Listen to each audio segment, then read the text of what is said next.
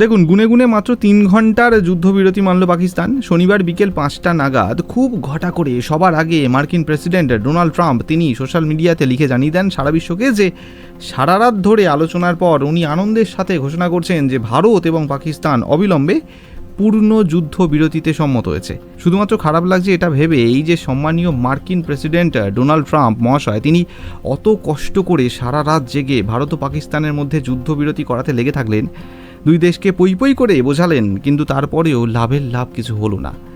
3 ঘন্টা কাটতে না কাটতেই খবর এলো জম্মু কাশ্মীরের রাজধানী শ্রীনগরের কাছে যে নিয়ন্ত্রণ রেখা রয়েছে তার ওপার থেকে পাক সেনা গোলাগুলি ছুঁড়তে শুরু করে দিয়েছে। ব্যাপারটা নিয়ে এক্স হ্যান্ডেলে একটি ভিডিও পোস্ট করেছেন ওখানের মুখ্যমন্ত্রী ওমর আবদুল্লাহ। তিনি দাবি করেছেন পাকিস্তানের যুদ্ধবিরতি ভাঙার ফলে শ্রীনগরে ইতিমধ্যে ভারতের এয়ার ডিফেন্স ইউনিটও কাজে লাগানো হয়েছে। এছাড়াও নাকি রাজস্থানের পোখরান, গুজরাটের কচ্ছেও এলাকার আকাশে পাকিস্তানি ড্রোন দেখা গিয়েছে বলে খবর সামনে আসছে।